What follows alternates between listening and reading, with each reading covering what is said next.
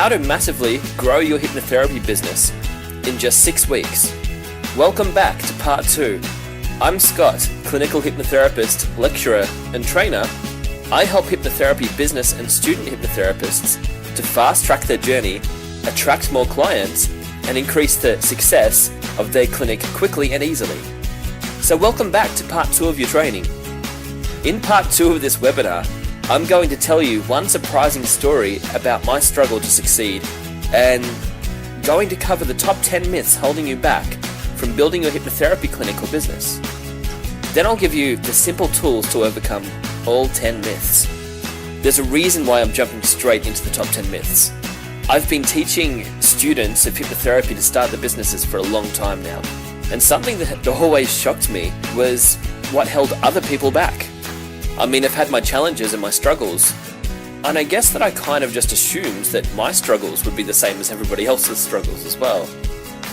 So I'm sure that you can appreciate my shock after building my hypnotherapy clinic, overcoming what I had to and learning what I did, when I first stepped in front of a classroom.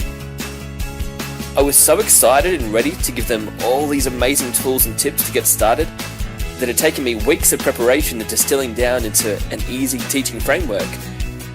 So at the end of my first day teaching, a student puts up their hand and tells me that I didn't cover what they wanted to hear.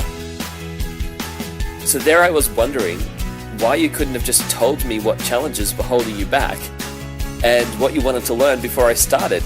Then we wouldn't be in this situation now at the end of the day, having not answered everybody's questions.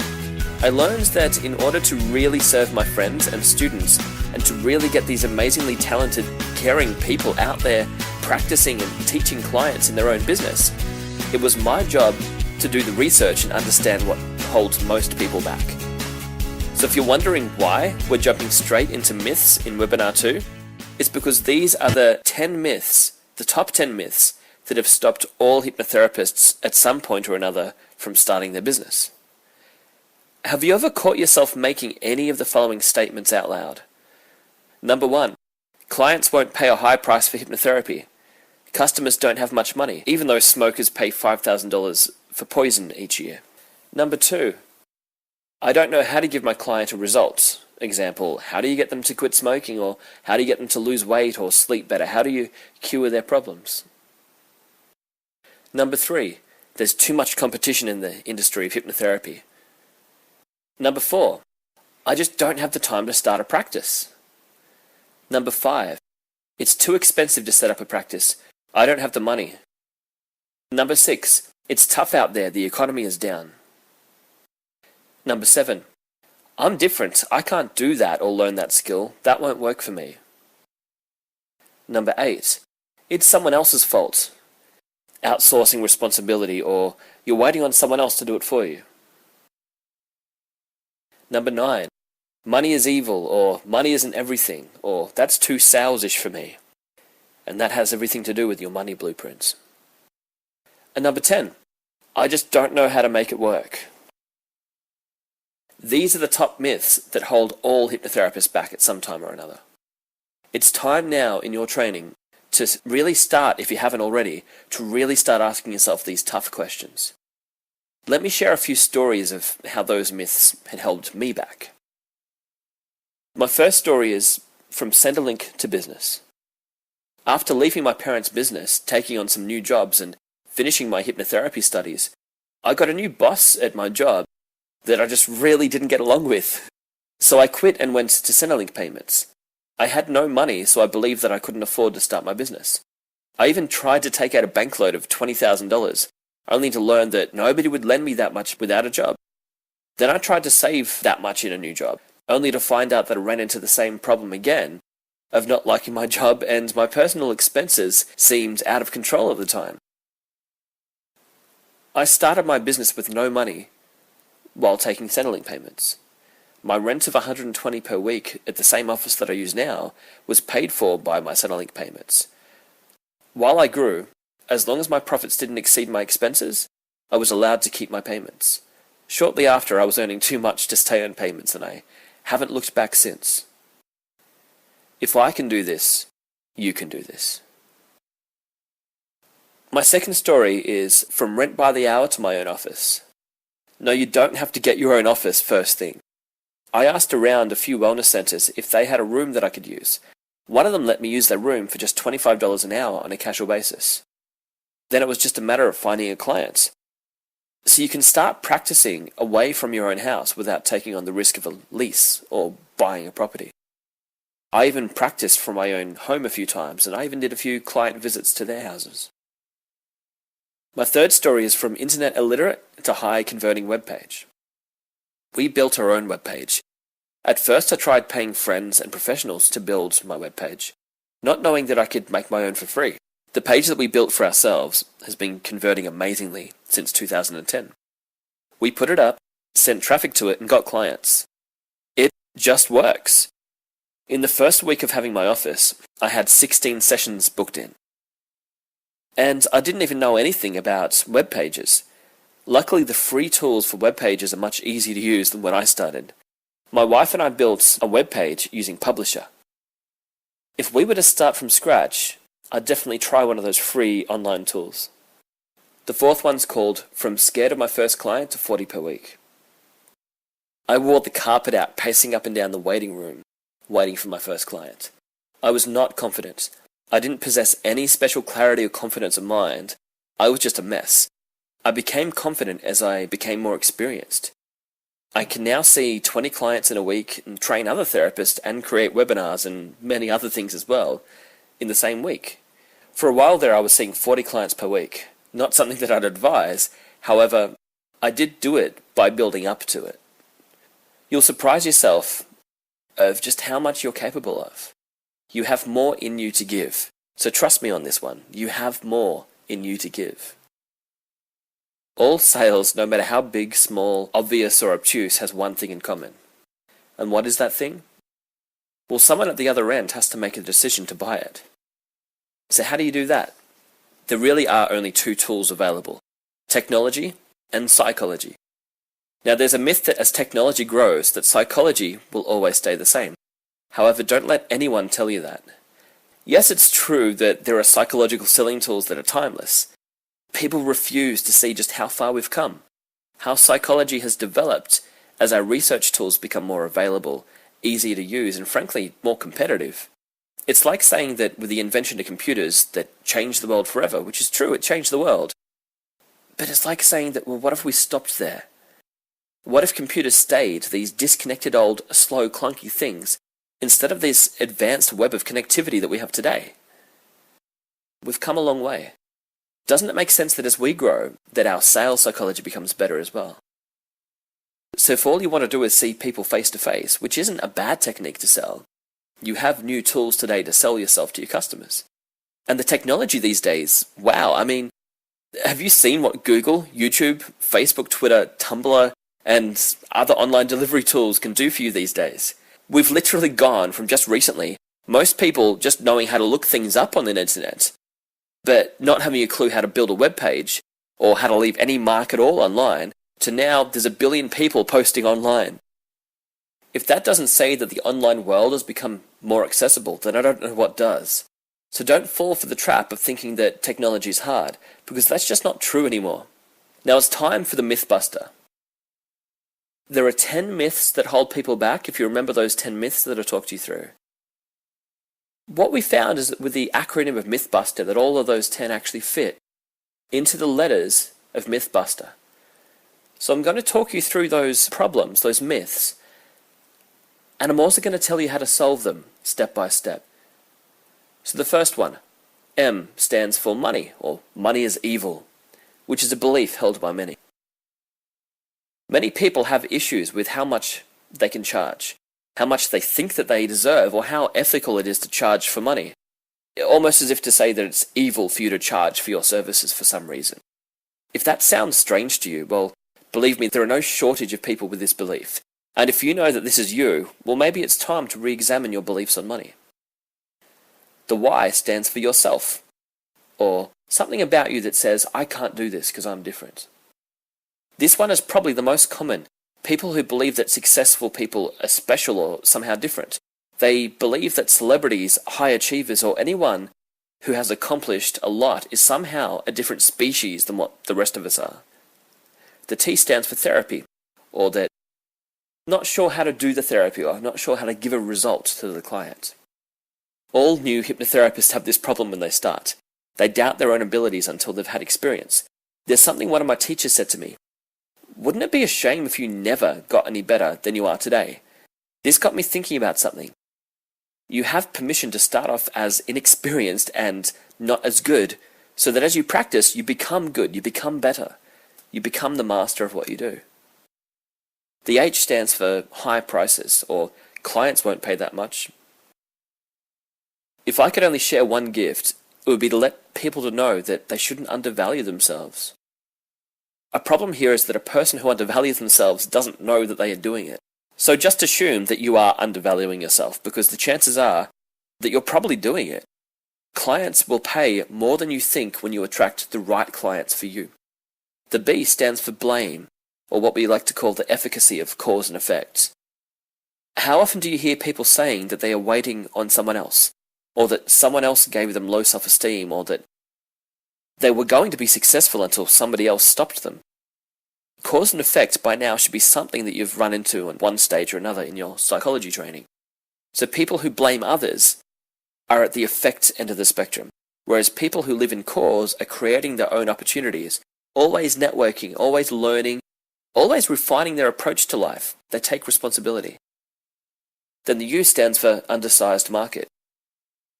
People who think that there's just not enough out there for everybody. People think that there are too many hypnotherapists out there already, so why even try? Why bother? Well, there may be a lot of students, but sadly most of them just are not aware of how they need to be marketing themselves. If you market yourself correctly, then you're not competing against many people at all. And you aren't using up the market by seeing clients. You're growing the market by word of mouth. The S stands for system, or no plan, or I don't know how to do it. I just don't know how to make this work. People often say that they don't know how to win, or they don't know how to build their business. In this training, I'm going to give you a plan that is so straightforward that it's pretty hard to stuff it up. You have to go in with a plan. T stands for time. When somebody complains that they don't have enough time to start the business, I like to ask them specifically, how much time do you not have? You get how I put the word not in? That's how much time do you not have? Sure, the question may confuse them at first, but it makes the point. If you don't know how much time it takes to build your clinic, then how do you know if you are short on time? Anybody can build their business, even if they only have a few hours per week. It doesn't take as long as many people imagine. The E stands for economy. Across all businesses and industries, people are blaming the economy. This actually makes no sense at all. To blame the economy is to assume that if you build your clinic in a good economy, that you are somehow owed clients. But you're not. You're not owed clients until you've created what we like to call consumer confidence. All the economy is consumer confidence. It's the collective buying decisions from consumers. Once you really know how marketing works, you won't need to wait for a good economy. You can create consumer confidence. The R stands for resources. This myth or excuse is one of the strangest ones there are. They don't think that they have the money, the equipment to begin, or whatever it is that they imagine that they need. You only need one cheap computer and a chair to see a client. Your computer may just be good enough to build a quick web page and print an invoice, and your clinic may be your home, an office you rent, or one you own. It really doesn't matter. You might create your invoice by hand. There really is no giant list of resources that you need to get started. The number one resource that you will need is a good attitude. If you have the right attitude, you will act resourcefully and you will find a way. Now that I've covered all 10, I'm going to go back through them again in depth and tell you how to solve them one by one. Number 1, money is evil, or isn't everything, or that's too salesish for me, which has everything to do with your money blueprint. This is the most simple of problems to solve. If your blueprint is that you don't deserve money, or that money is evil, then just listen to the voice in your head and ask yourself, whose voice is it? Is it your father's, your mother's voice, your school teacher who told you that you would never succeed? Is it your friends, your partner? Is it the media? Whoever holds a belief that you do not deserve money or cannot have money, that is their view of the world. This does not need to be your view of the world. When you hear that voice in your head, you may need to agree or disagree. If you don't want to stay broke, then you need to believe that you can charge more, can attract more clients, can deliver more sessions to the same clients, and that you can get more referrals. Don't devalue what you have in hypnotherapy. It's your belief that creates your unconscious behaviors. Yourself, or I can't do it, I'm different, I can't do that or learn that skill, or that won't work for me. Yes, you're different just like everybody else. We're all special. We're all unique. What you must know though is that you can learn any skill if you want to. Anything else that you're telling yourself is just an excuse. So stop it. Everything will work for you if you are prepared to find the right information and are prepared to accept that you probably won't get it right the first time. Experts and successful people do not get everything right first go. They have a different way of seeing the world. Experts learn the skill through struggle, mistakes, and fine-tuning. Even airplanes are off course 90% of the time. They still get to their destination because of how well and how frequently they course correct themselves. You need to keep moving forward. Therapy can't give a result. I don't know how to give my client a result, or I can't get them to quit smoking or to lose weight. I can't get them to sleep or to drop anxiety, etc. This all comes down to confidence. If you don't know something, then go learn it, practice it, because that is the only way to master anything. No master of any skill was ever born automatically knowing what to do. The difference between talent and skill is that talent is free. It's natural and it gives you a tiny little advantage over others. But skill is not free. Skill is 100% struggle, falling down, learning a lesson, and having the dedication to get back up and to get strong again. Skill only comes from research and practice. That's it. Everybody starts off bad, and I mean everybody. So give yourself permission to keep learning, keep making mistakes until you have learned how not to make those mistakes anymore. High prices or clients won't pay that much. Clients won't pay a high price for hypnotherapy, or customers don't have much money, even though smokers pay $5,000 a year on poison. Be honest, have you ever found yourself saying this or heard other people around you saying it? If so, you've got to look at money from a new perspective. You should never assume that your customer doesn't have money. If your customer ever complains about how much you cost, then they are not your customer. It all comes down to the go where you're celebrated and not where you're tolerated rule. If you try to please everyone with your pricing, then you'll end up pleasing no one with your service. Rule 1 of business is never, and I mean never, put a cap on your income. End of story. Blame, or the cause and effect mistake. It's someone else's fault, which is really outsourcing responsibility, or I'm waiting for someone else to do it for me. This is perhaps the worst mindset to have in business. As the book Above and Below the Line states, there are below-the-line behaviors and above-the-line behaviors. If you're blaming, denying, making excuses, then you have to start living above the line. If you are taking responsibility, accountability, and ownership, then you are much more likely to succeed.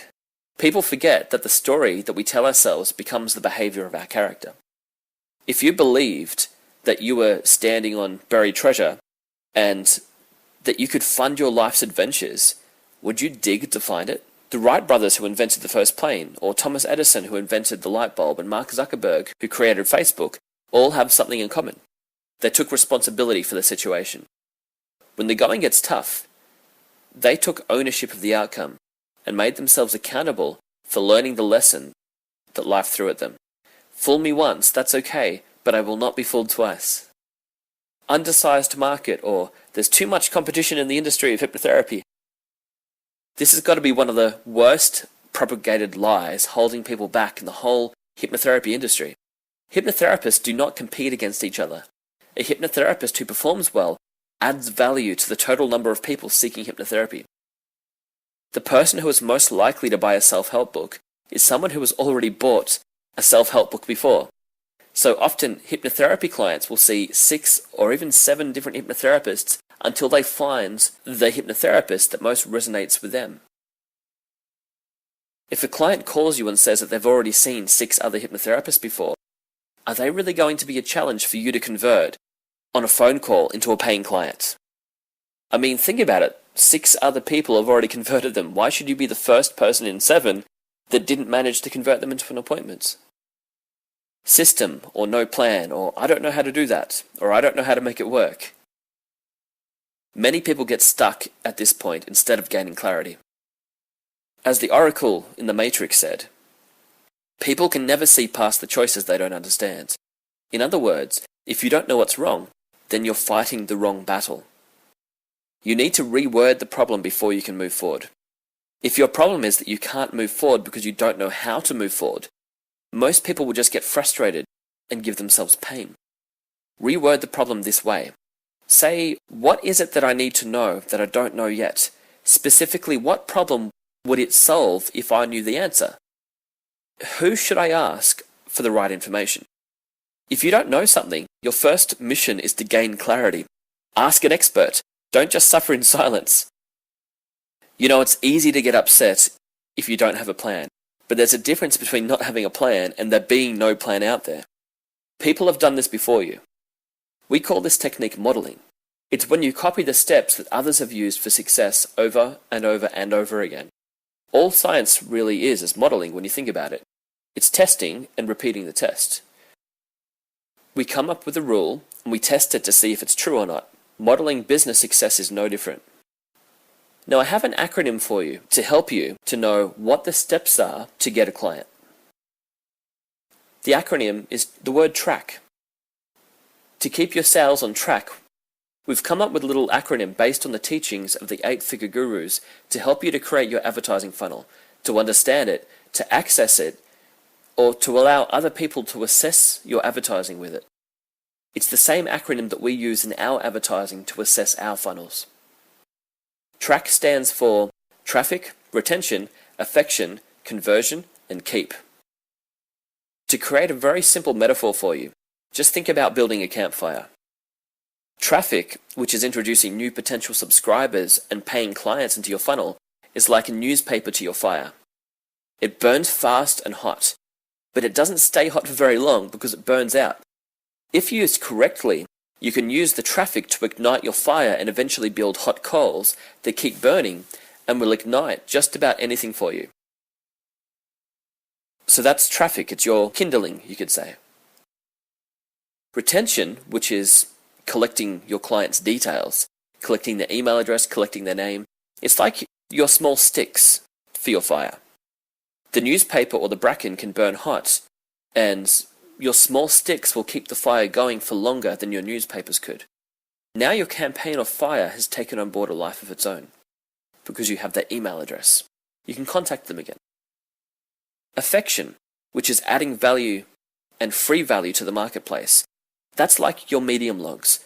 With this, you can finally survive the weather and small breezes, the light drizzle of rain, and now you have the power to set fire to the big logs. Conversion, which is where you ask your client to pay you. It's like your big logs. Once your big logs have been set alight, you can move ahead with leverage and with power. You can now ignite almost anything that you want from here. Keep, which are your upsells and ongoing offers, is your second round of big logs. You've already got a bed of hot coals to upsell from.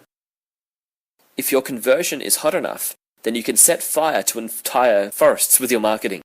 Excuse the metaphor, but let's just say that you have a lot of people out there who now know, like, and trust you and are waiting for your next offer to come along so they can pre-order it from you. So that's the TRACK acronym. It's traffic, retention, affection, conversion, and keep.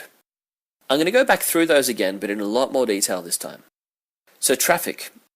Traffic can be found at Facebook, Google, Bing, Yahoo, Tumblr, Instagram, YouTube, pay-per-click traffic, and even promotional partners, which we'll talk about last. Facebook. The 2 strategy rules that I like to share for Facebook came about because of what Facebook actually is. Facebook is not like Google. Google is where people are searching for something specific. So if they find you on Google, it's because they were looking for you. The trouble with Facebook is that they aren't looking for you. They are looking for their friends, pictures of cats and events they may have been invited to. And they are in a passive, reflective mindset. So basically, on Google, people search, and on Facebook, people scroll. So the first of the two strategies is to stop them from scrolling on Facebook. So question 1, does your Facebook ad or picture or video stop your viewer from scrolling? It's been shown by the Facebook gurus that pictures attract a lot more attention than text or videos, and high contrast in your pictures stop people from scrolling. For some reason on Facebook, people still believe that lots of color will stand out, but it doesn't. Lots of color blends in to Facebook. The highest click-through rates are from pictures with high contrast between the dark and light colors, such as a black and white picture. The second rule is that your picture must be shareable in the voice of your viewer. So what does that mean? Simply put, let me ask you this question. Look at a picture that you have created and shared on Facebook and ask yourself this question. Would you share this picture on your wall if somebody else created it? If your answer is no, then doesn't it make sense that others won't share it either? The most shareable pictures are high contrast, black and white, with controversial text in them. SEO stands for Search Engine Optimization. This basically means the work that either you do or you pay someone else to do that makes your listing or web page link show up in search engines like Google, Yahoo, and Bing. Google loves high quality content. They are very smart and understand when somebody tries to cheat the system. The two strategy rules on Google are 1. Always produce content that you believe that a human will want at the other end. Don't bother trying to outsmart the search engines with quick fixes and cheats. They have more money, PhDs, and technology working for them than what you do. So treat Google and your viewer with the respect that they deserve. Google actually wants to promote you for free. In fact, that's their business model. They're like one giant newspaper that doesn't pay their writers. So high quality content for your readers. The second rule.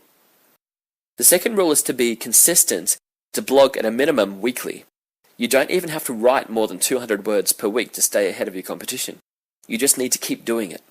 This is a strategy that I and my clients have used over and over and over with great success for years.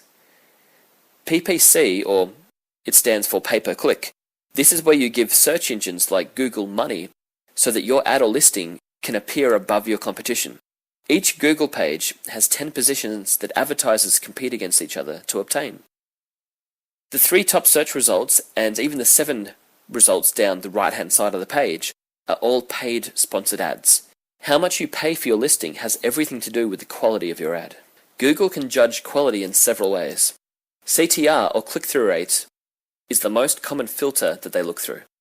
Your CTR is shown as a percentage because it represents how many times your ad was clicked on out of 100 impressions. So if your ad was shown 10,000 times and it got 800 clicks, then you have an 8% CTR.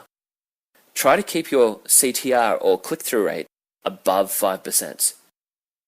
To give you an idea, 20% of all Google clicks are on paid advertising.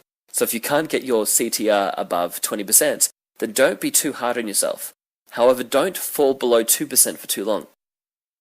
If there are 10 ads that take up 20% of the clicks, then a click-through rate of below 2% is a waste of Google's time to show it to their valuable viewer. Promotional partners.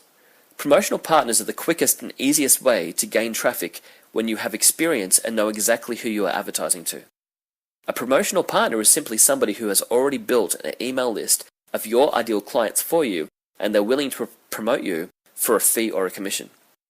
So if a promotional partner already has a list, why would they promote you? Well, in the 80s business model, promotional partners were simply called competition or the enemy. This happened until companies realized 2 things. The first realization is that somebody who is in competition with you is the quickest way to build your list. And the second realization is that if you already have a list, you may be hitting your own ceiling on building products and services.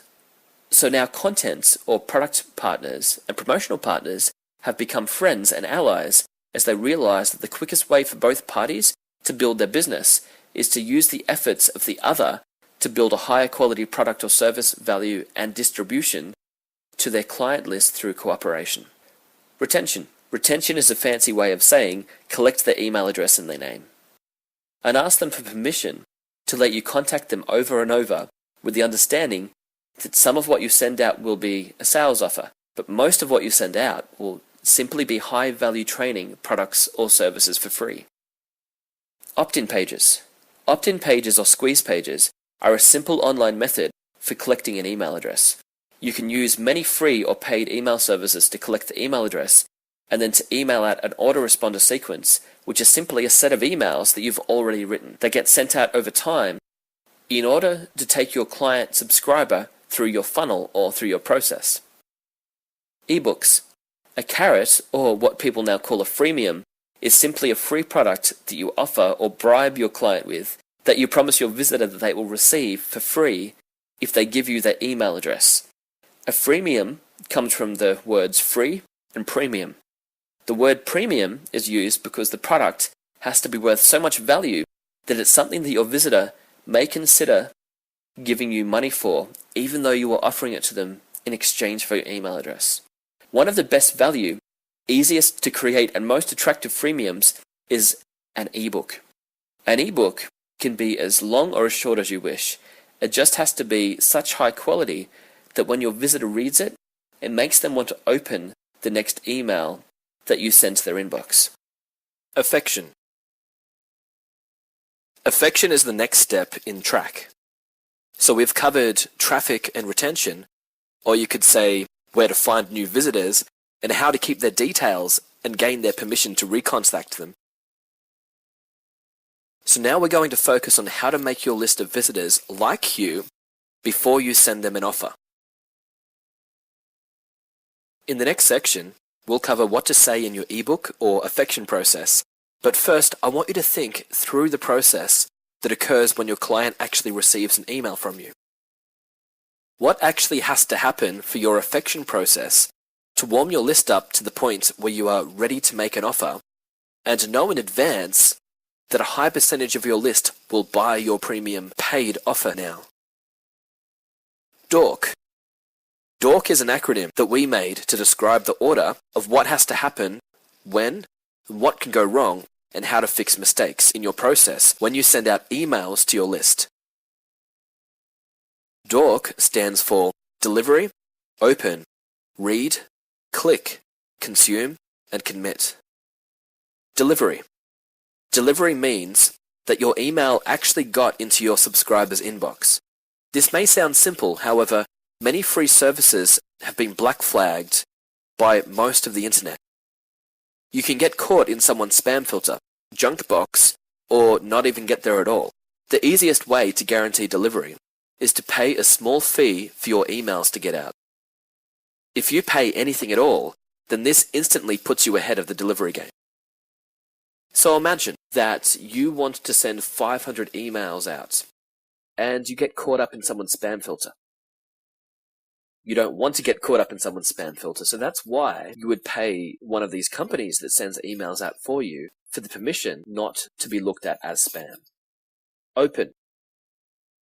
Your open rate is affected by three things and refers to whether or not your prospect actually opens the email that you sent them. Point 1. If you send out rubbish or don't send out enough value in your emails, then your subscribers have no reason to open your emails when they come. Point 2.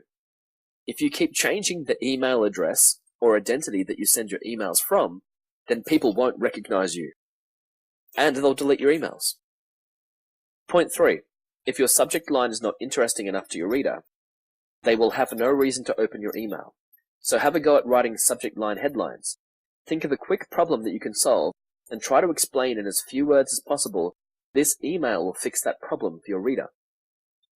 So for example, a really great way to know what a good email subject line should be before you send it out is don't try to solve the biggest problem your client has. Try to solve the first problem that they have. And a good sentence for working this out is something that I learned from Frank Kern, where he says, if I could just do A, then I could do B. For example, if I could just meet a girl, then perhaps I could then go out on a date. Or if I could just pay this month's bills, then I could perhaps get out of trouble. Or if I could perhaps just lose 1 or 2 kilos this summer, then I could get to the beach. That people in email subject lines, they're looking for something immediate. Read. Once your email has been opened, the next part is that they have to read it. The easiest way to make a person read your email is to get to the point quickly. If you require your reader to get through a page of throat clearing before you actually add any value, then you're risking the loss of momentum. Click.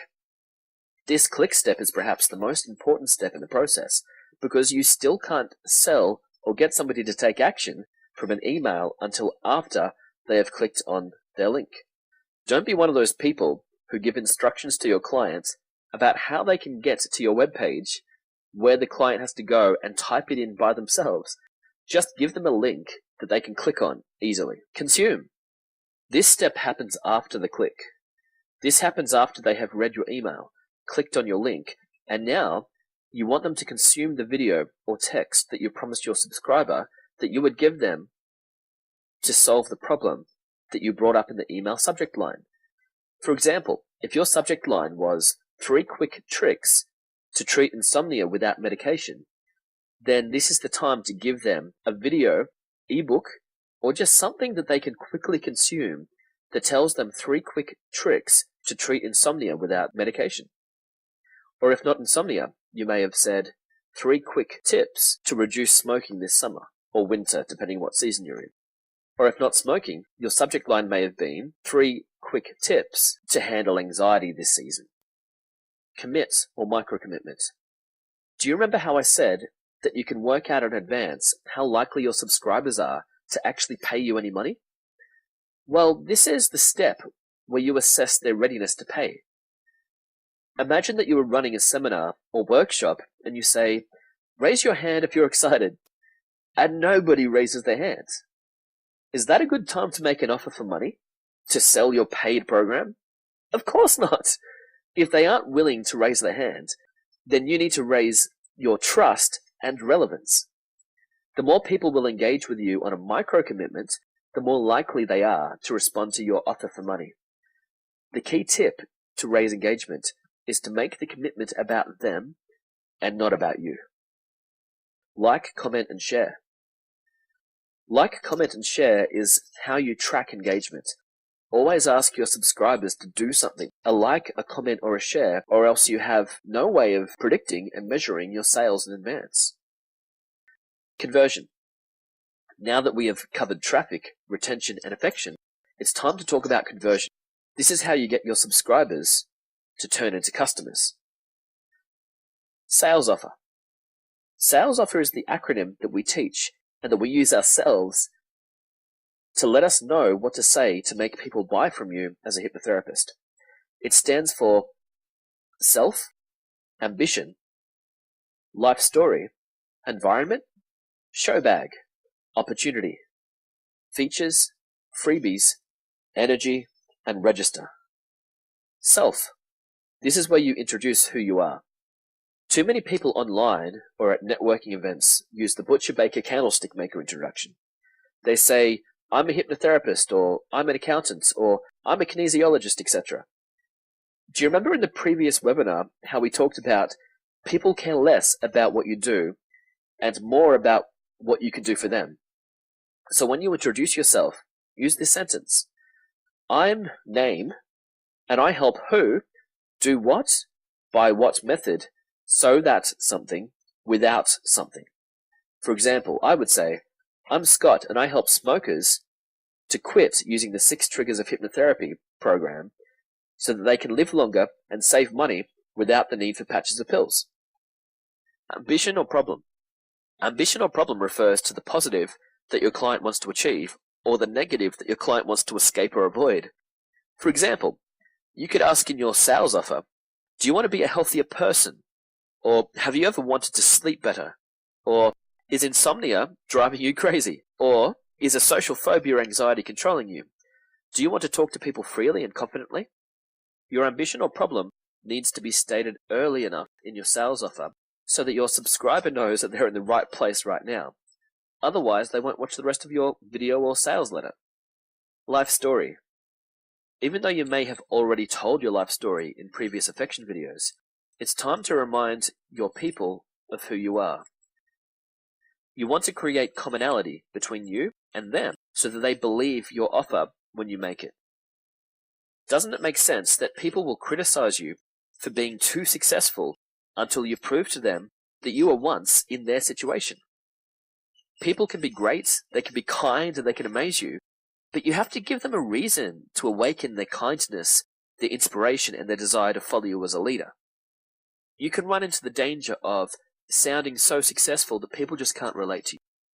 And it's not that people want you to fail, it's that if they can't relate to you and to who you are, and to know that you understand and appreciate and acknowledge the pain that they're in or the position that they're in now, then they're just not going to respect your training. Environment. It's time here to talk about the changes in the world. You've talked about you. It's time now to talk about the big picture. This is the exact step of your sales process where people expect you to lead straight into a product or offer. But you can't do that yet. There's something you have to establish. It's time to really get them thinking about the world that they're interacting with. And we do this through a process we call New World versus Old World.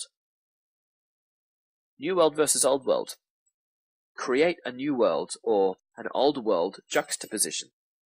Think back to the 80s or 90s and ask yourself, what has changed in the world to make their challenge more difficult or more easy? If you get this step right, then you are a believable leader of people. Showbag. How clearly can you describe what you sell? Again, Showbag is an acronym which stands for system, how it works, outcome, and why that outcome is important. System. Are you selling programs or just products and services? When I first started in hypnotherapy, I made the same mistake that everybody makes. I asked my signwriter to put up a big sign that says hypnotherapy. I thought that I was selling hypnotherapy sessions. If that's all I put up, a sign that says, come and buy your hypnosis, $200 a session, I wouldn't have had a single person respond to that ad. My signwriter asked me an important question. What type of hypnotherapy do you do? So I built my Quit Smoking Clinic into a program of 2 sessions of hypnotherapy and a 2-disc CD set. I built a program. How it works. Are there clear, explainable steps to follow? My Quit Smoking program would always attract questions. How does it work? What is hypnosis? Does it work on everyone? And what if you can't be hypnotized? Very soon I realized that I didn't have answers to these questions.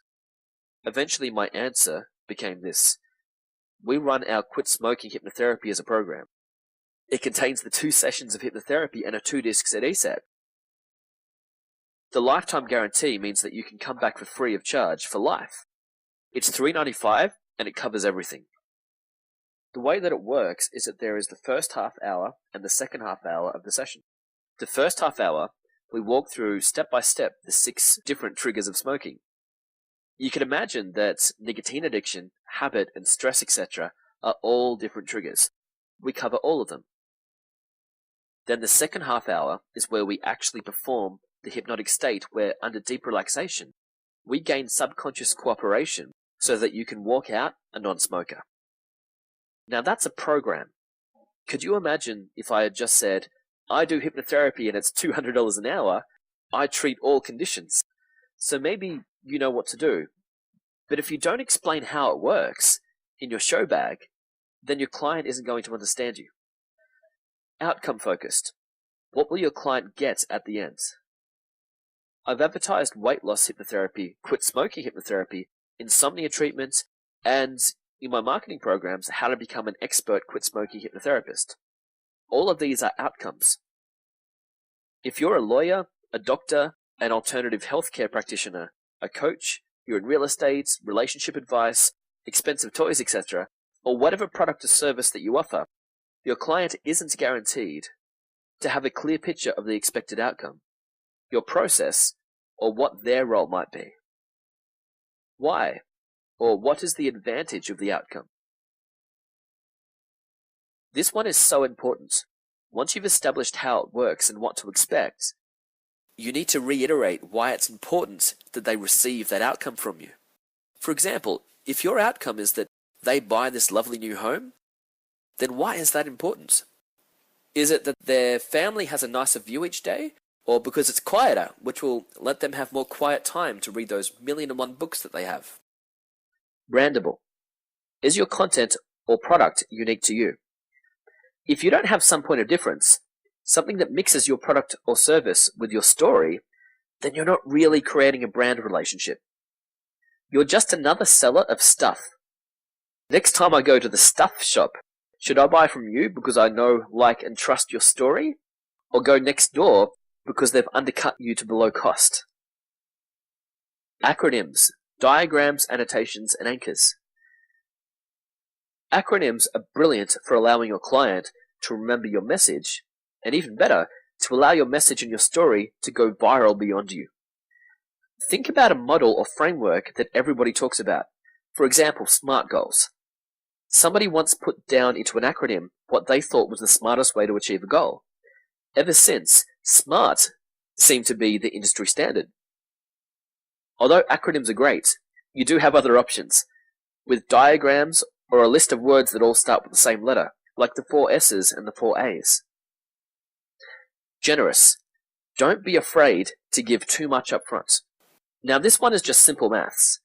If you give enough value up front, you make your client think that if they give away all of this value for free, I wonder how much value I get when I pay them. Now value doesn't need to be costly.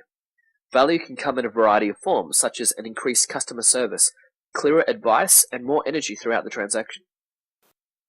The world has changed from the old build it and they will come days. It's now build it, communicate your value with generosity and consistency in the right way to the right people long enough, and they will come. Outcome. The outcome depends if you are giving a free course or training to attract traffic, or if you are selling a mid to high priced hypnotherapy program to solve a major problem or fulfill a major ambition. The outcome is simply the deliverable that they get at the other end of the sale. For example, a free online ebook or video outcome to attract traffic to you would advertise a small life problem that you can fix now. 7 simple steps to getting to sleep tonight. 5 quick tips to handle summer cigarette cravings. How to act more confident in 3 moves, an ebook download. Or the outcome of your larger program, Personal Confidence Masters Program, Relationship Results Power Weekend, etc. The trick with your larger programs is to advertise a positive outcome versus an easy-to-follow smaller program for free. Why that's important? Why is about the lifestyle benefits of the outcome. The 5 markets.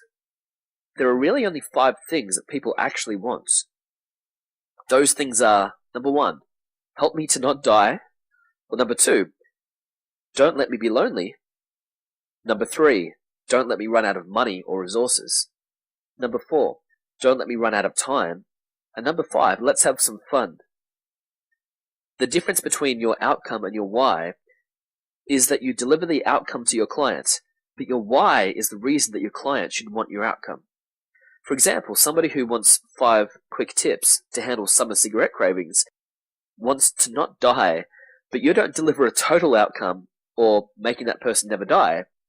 You just have a quick outcome to help them along their journey. They believe that if you can help them along their way with 5 quick tips to handle smoking this summer, then that's as far as they believe that they need to look into the future for now. Number 1, the first market. Help me not die. Without our health, we have nothing. Literally, our bodies are the source of our happy chemicals and our wellness. Our ability to make a difference and to enjoy requires that our health supports us not dying too early. People are often thinking and worrying about their health. The second market, number 2. Help me not be lonely. We are social creatures. We gather in times of good and bad. The first instinct that people have in any extreme time is to compare themselves socially. We are a tribe who survive better together than apart. We seek love and attention. However, not everybody knows how to attract the right kind of attention. If your course or program can help with this outcome, then they don't have to be alone anymore. The third market, help me not be broke. People often lack the clarity and confidence to make slow, well thought out financial decisions. They spend impulsively and they forget that information out there can actually make a great difference to them. If you can help a person save money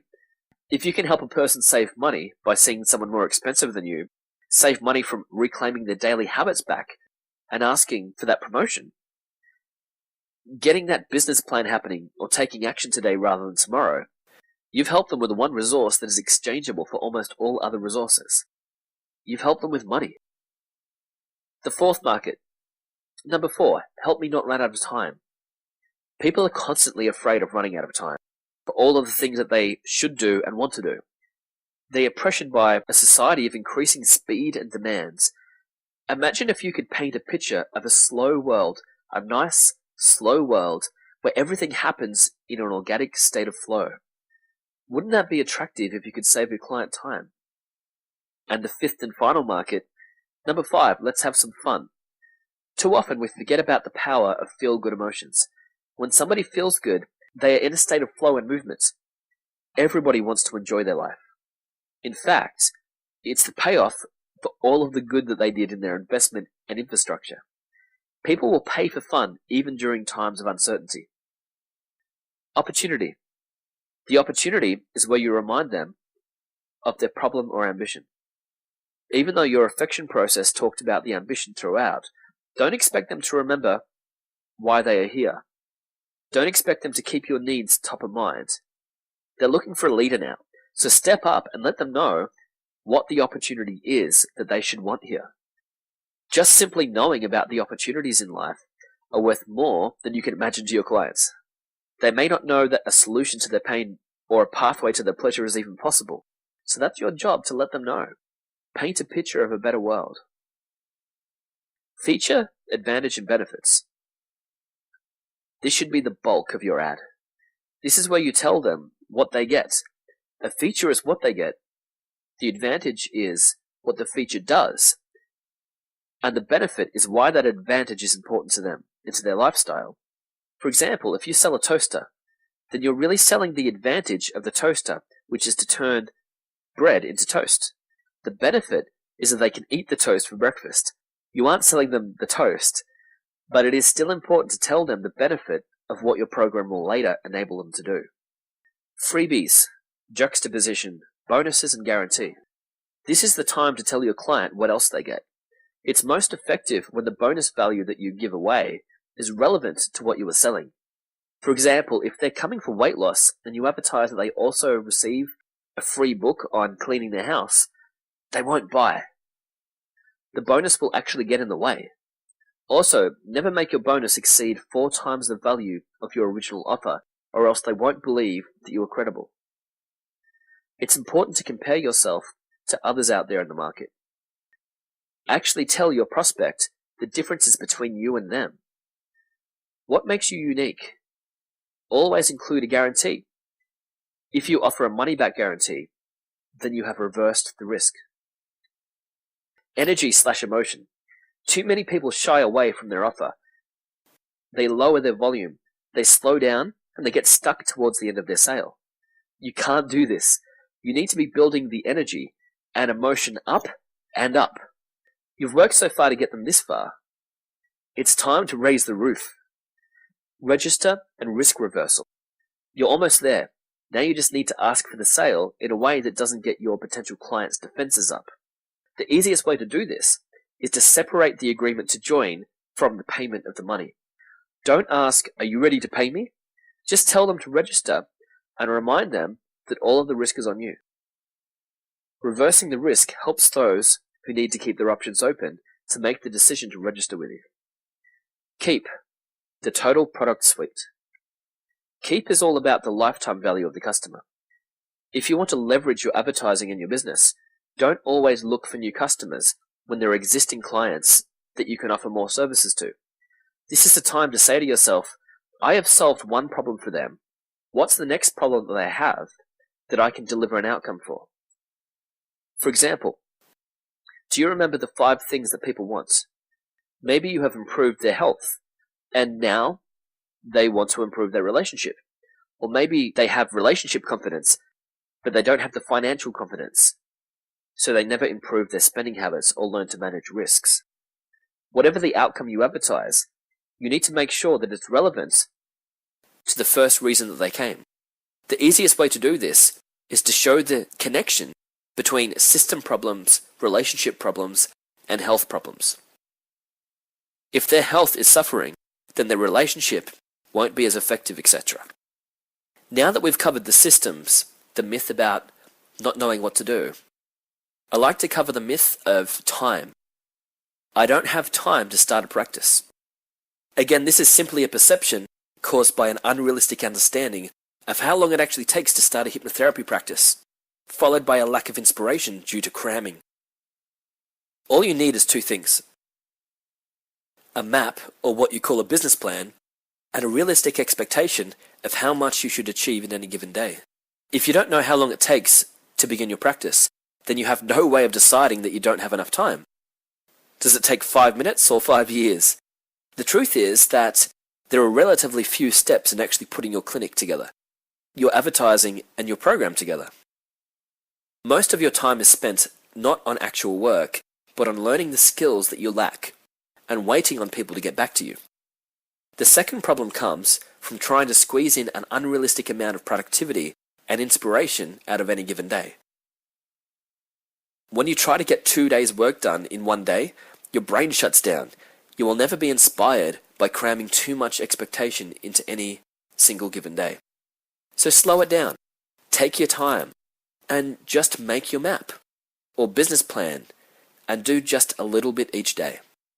Let's say that you have a list of things to do today that you know that you won't finish. You want to clean the house, write your CD script, all 6,000 words. You want to spend time with a family or your partner or friends. You want to go for a run. You want to meditate for 30 minutes. You want to work for 9 hours. You want to sleep for 8 hours. You want to eat, drink plenty of water. You want to read a book, read the newspaper, watch TV. Honestly, do you think that you will get that whole list done today? You need to let go of some things on some days. If you don't block out time, then you won't get things done. You need to change your priorities from time to time. Slow and steady inspires the mind and wakes you up. Economy, the next myth. Economy. It's tough out there. The economy is down. It's not actually tough out there. The economy is going through a change. The economy is simply the collective purchasing decisions made by people. Money doesn't go anywhere. Money changes hands. All of our money still exists on this planet. To blame a lack of clients on the economy is to give away your power. It is to externalize responsibility. Money goes where it is most appreciated. If people aren't paying you money, then you have not yet demonstrated to your customer enough reason and enough value. If you want a client to come and pay you money, you need to convince them that you can solve their problem and fulfill their ambition. You need to convince them that you can do this more easily than they could somewhere else, and you need to prove that you care. Clients are always looking for ways to spend their money. You just need to be the obvious best option available. We have seen time and time again people selling heaps of low-quality products and services while other businesses with much better quality go broke. The problem is not your product or service. The problem is how you communicate your product or service to your clients. For example, can you make a better burger than McDonald's? I bet you can. However, can you sell as many burgers as they can? It's not the product. You need to get the right message to the right market using the right medium. The final myth, resources. It's too expensive to set up a practice. I don't have the money. What are all of those costs that you think that you need? Web pages can be free these days. I can show anyone in minutes how to record a sales video on a smartphone, upload that video to YouTube using the same smartphone, and embed that video into a free Facebook page, and you're done. If you don't have a YouTube channel, that's easily solved. You can create a YouTube account and channel for free in under a minute. If you don't have a Facebook fan page for your business, again, it's free and it takes less than a minute. Best of all, both of these steps can all be done from your smartphone. Many wellness centers allow you to rent rooms for a small hourly rate. Often it's as cheap as $20 to $25 per hour. Many professional associations allow you to join for a discounted student price. I joined mine for $40 back when I was a student. Between accounting costs, room costs, insurance, and membership, you should be able to make your entire startup cost back with a single customer. I hope you've enjoyed webinar 2 in how to massively grow your hypnotherapy clinic. Now before I go, I want to tell you the first step that you should take, the first mistake that people make, and a small commitment that I'd like you to make. The first step. Your first step after watching this video is to buy yourself a cheap exercise book and to use it to write out your plan. You actually need to take out the time to write down your thoughts and plans about your future. If you are serious enough about your future, you'll do the work, you'll buy the exercise book. You can do this, trust me. The first mistake that people make. Now don't get overwhelmed here or try to do everything in one day. Take your time. You have time to do this properly. Sometimes it's about doing it right. I like to believe that things have a way of working themselves out at the time that they are meant to. Now, do you remember that small commitment that I asked you to make? What I'd like you to do, basically just leave the comments below and click the like button. Just let us know how you're liking the training, what you'd like to have different, what you'd like us to do for you. And stay tuned to your email for the next training in the series. And until next time, I'm Scott from Expert Hypnotherapy Training, helping you to grow your confidence, serve your clients, and to build your business in a bigger way.